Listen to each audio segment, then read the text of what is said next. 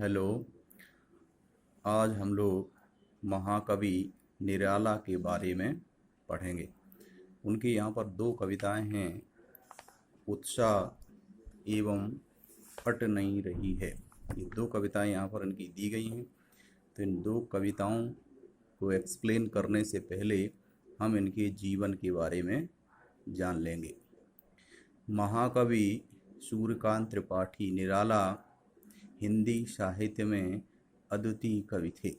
जैसा कि इनके नाम से ही विदित होता है, इनका नाम था सूर्यकांत त्रिपाठी निराला। निराला मीन्स अद्भुत, अद्वितीय, अलग। वैसे ही उस समय के जो तत्कालीन कवि थे उनसे ये अलग थे, उनसे हटकर थे। यह अपनी साहित्य विधा में सामाजिक विसंगतियों का बड़ा ही बेबाकी से वर्णन किया करते थे।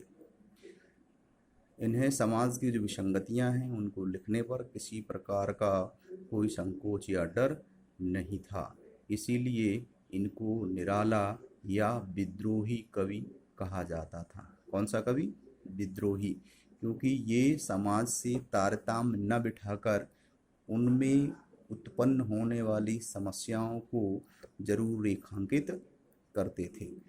जैसे उस समय की जो कविताएं लिखी जा रही थी तो उनमें कहीं ना कहीं छंद का विधान होता था कि कविताओं में जो छंद की जो पंक्तियां हैं या जो कविता का जो एक पद्मय जो एक रूटीन है, उस रूटीन को बनाए रखा जाना आवश्यक माना जाता था। लेकिन उन्होंने उसकी परवाह न करते हुए गद्यमय कविता का सृजन किया। उस गद्यमय कविता के सृजन के कारण इनको बहुत सारी आलोचनाओं का सामना करना पड़ा, लेकिन अपनी होने वाली उन आलोचनाओं से कभी भी वो डरे नहीं और उसी प्रकार से कविता करते रहे। कुछ समय के बाद आगे चलकर 1940 के बाद उसी गद्यमय कविता को काव्य का एक रूप स्वीकार कर लिया गया।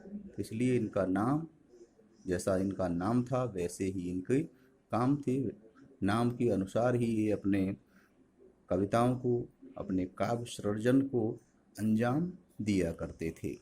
इनका जन्म उत्तर प्रदेश के उन्नाव जिले में 1899 ईस्वी को हुआ था और शिक्षा दीक्षा के बाद इन्होंने अपनी कई प्रसिद्ध रचनाओं का सृजन किया, जिनमें अनामिका, परिमल, गीतिका, कुकुरमुत्ता और नए पत्ते शामिल हैं।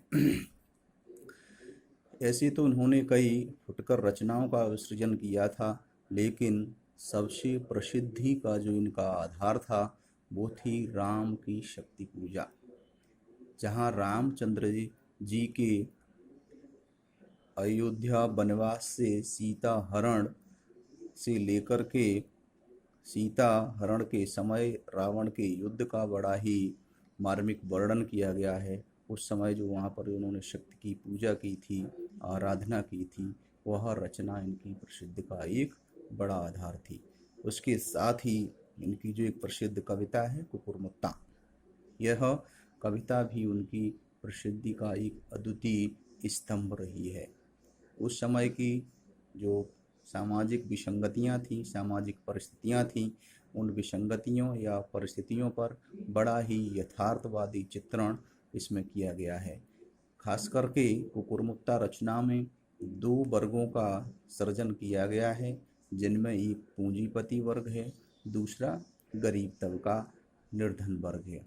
उन दोनों की विषमता की जो खाई है, उस खाई को यहाँ बड़ी ही बेबाक तरीके से प्रस्तुत कर इनको प्रसिद्धि के चार चांद लगे।